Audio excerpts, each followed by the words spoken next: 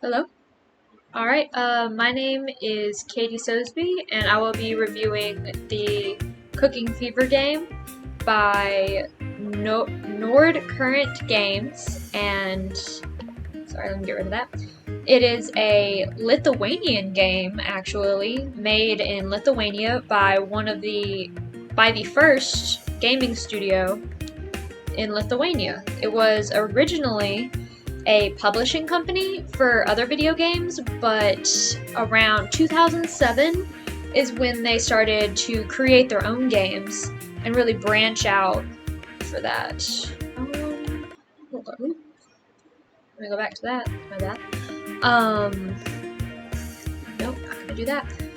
In 2007, they really took off with their game 101, where they designed an app that had hundreds of different games with different varieties of things. Like there were sports games that you could play as soccer or basketball player. There were puzzle games, and it was all just conveniently on an app that people could have, and that really branched out their, I'd say, reach, because it was just really popular. And especially around 2007, 2008, they came out with some Shrek and Barbie games that were really popular, which is interesting. But this game is Cooking Fever, and you are basically a cook, obviously, and you have to run your restaurant and then just cater to guests. And I enjoy doing it. I've actually had this game on my computer since I got it, basically. It came with it, which is interestingly enough. This is obviously an indie game with one of the smaller-ish publishing and gaming companies. But here, I'll go to my original one first, and this kind of shows you your stats and what you have, what kind of upgrades you can do, and of course this always changes with whatever, if you do a casino, you get daily spins or things you can do that are free at least, and of course you can unlock other dining experiences. Mainly, the one I have that you start out with is just a burger place, and it's just a fast food court. They have some stats that are just up there for fun, like guys with mustaches served. Wow, alright, that's weird. You can upgrade, and if you upgrade, you make your clients more happy. You get extra clients. Waiting time is reduced. Tip amount increase, so you can see some of the progress is there. Then with the kitchen upgrades, you can do obviously either your food can come out quicker, and that decreases the wait time for guests. You can also just make the place look nicer and to your tastes. Here, I'll play a level just to see. I should show. I always try and go back and fix what I do. Here, I'll just Lucky 7. You can have boosters on some games, and of course, depending on how many stars you can get extra coins at the top. Play. Okay, fine. I'll grab a booster. Okay.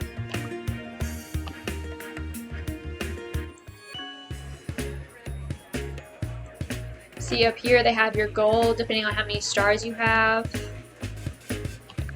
Passive. You take people's orders. This shows these customers. See, this is new since the last time. They must have updated it, because when I played, you just played and tried your best to get 3 stars. Boosters. I'm not gonna do that. You take your tips, make more money to level up. See, we have to wait.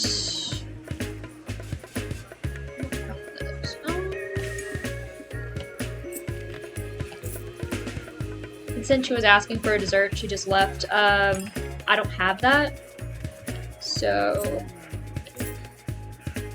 we just didn't get enough tip from her. you gotta refill it depending on how many diamonds you have. I don't have any diamonds, obviously, but that kind of is where the game gets its money, where you can do in-game purchases, similar to other games, of course. But if you give a customer a dessert, they obviously tip better, and it can help your business and help you get 3 stars, like up here.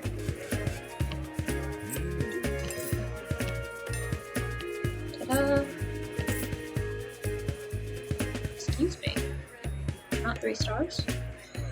But this game, of course, I said I had it basically since I got the laptop, which is, I believe, 2017, maybe? And this game is just a really fun stress reliever for me, because interestingly enough, I have worked in fast food. It is similar to this game, but a lot of people are nicer in this game, I would say, than in real life with fast food customers. But I just... oh boy. Sorry. I'm getting into it. I haven't played this in a while. That being said... okay, go away. Oops, I won. 3 stars. The bonuses. And it shows you basically how many tips you've earned, what you can do to make the wait times better and earn more tips. And here's your achievements. Claim. You can get coins for that. Let's just ignore that for a minute. Alright. Go.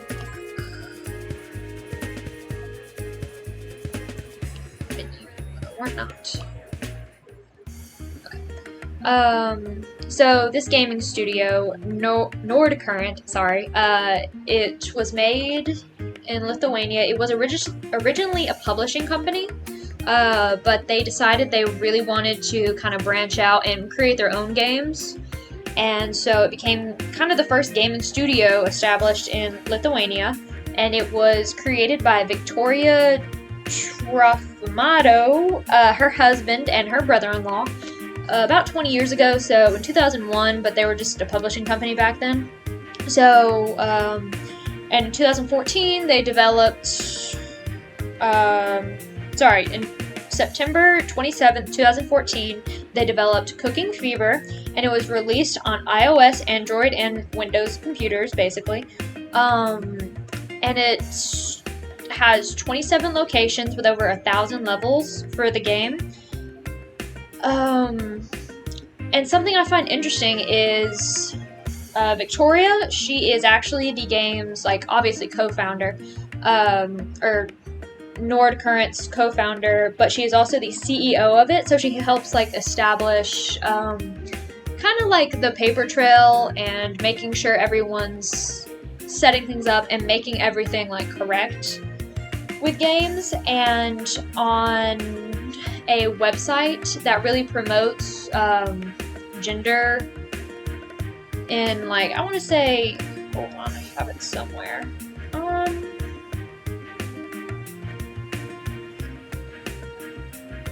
It's basically talking about this website called igg-geo.org, where it's talking about women in geopolitical environments, especially kind of gender disparity, because I know in video games, you mentioned that was mentioned earlier in the week, there's kind of a gap between what male players are marketed to and female players, because especially I think it's interesting when you're a kid and you get if you have an iPad, there's a lot of beauty games, hair games, games like this, which is cooking games, helping you manage things and be able to go with the flow with your type of high-paced restaurant, dealing with food. And it's funny to me because it's always a woman that you see in these games. Obviously, if I click something and it goes to a loading screen, it's going to show this woman right here. But if boys, like, when they're younger and they are more they have more marketable things of like truck games, or I want to say Minecraft, or what's that other game? Fortnite, and all those type of more hyper masculine games, while women are more stuck kind of in this like box a little bit. And it's bad on both sides, I will say.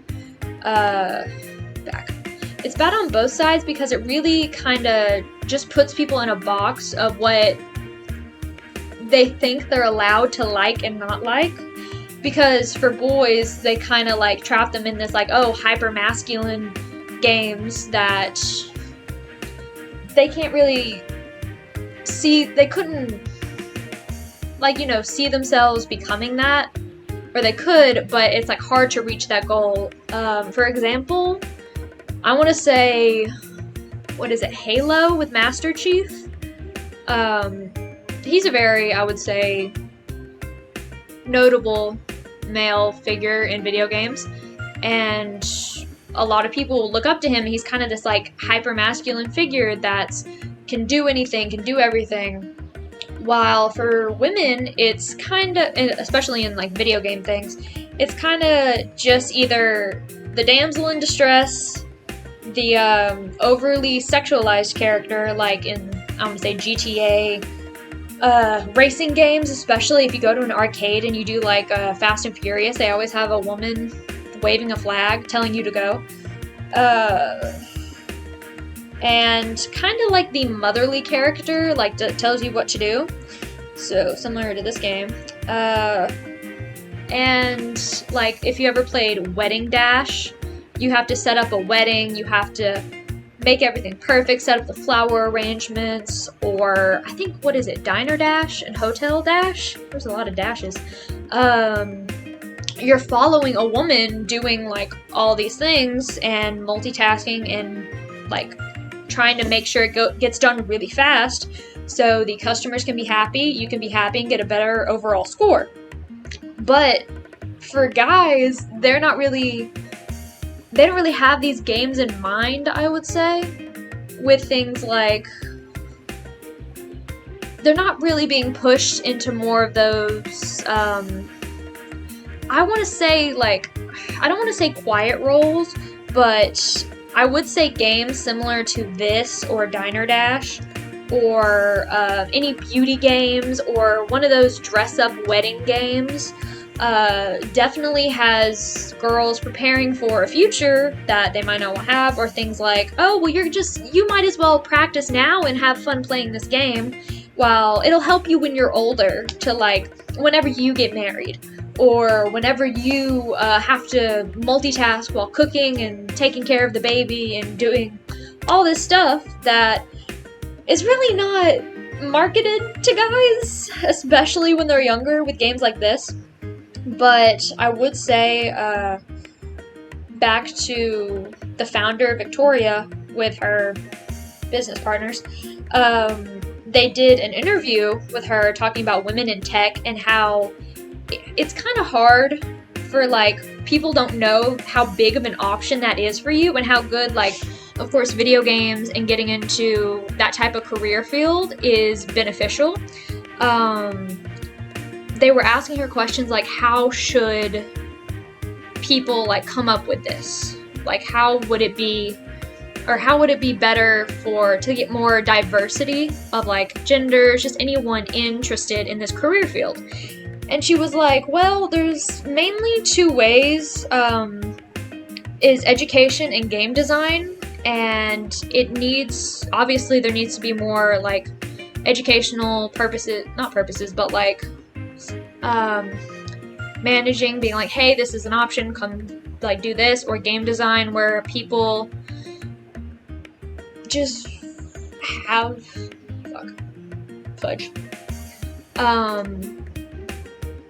game design, people don't really see it as like, oh, you could do this. it really, having a more diverse people working on your game and behind the scenes really helps bring out more diverse like gameplay. Like, I'm gonna kind of compare this to Baldur's Gate 3, where there's many options of who you can be, what you can be, and there's different options of like tattoos. Vitiligo characters can have that, which I just thought was really interesting. And there's a really diverse cast of people that you can have in your like party and group. And especially here, there's only really you kind of playing as the chef. There's some customers. Of course, the customers like look different, and in some of these places, there's like, I would say, a Japanese restaurant. There's like a beach themed restaurant, and they kind of change menus there. Like, they have a Mexican place somewhere, and you can have like tacos, more ethnic foods. Especially, I think they also have snails for an Italian place, and like escargot and some other stuff, but they kind of base it around what place the food is in, which I think is neat, because I just have the burger place really unlocked. But Victoria also talks about role models being a good example for other people to be, they can see themselves in certain games or certain things, because having good role models that love what they do and love what they put out into the world really inspires other people who would be like, hey, I can see them doing that, I see me doing that. And I just think that's really interesting, because when I was a kid, especially now, games like this, I really just love trying to keep up with the fast pace, like, competition point of it, but it's also kind of like imitation of things, because you're basically a cook, which I just think it's interesting.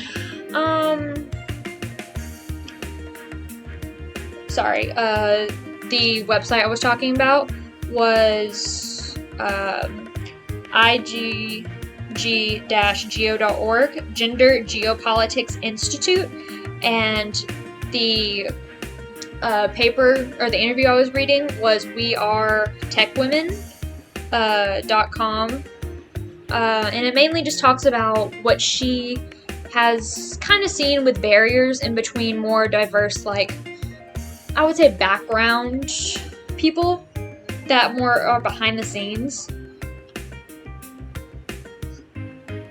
and having more diverse people and getting a more, I would say, wide net out in those like certain areas really expands the workforce and helps people like make helps problem solve things. But I just think it's interesting. And that's all. That's my gameplay for Cooking Fever.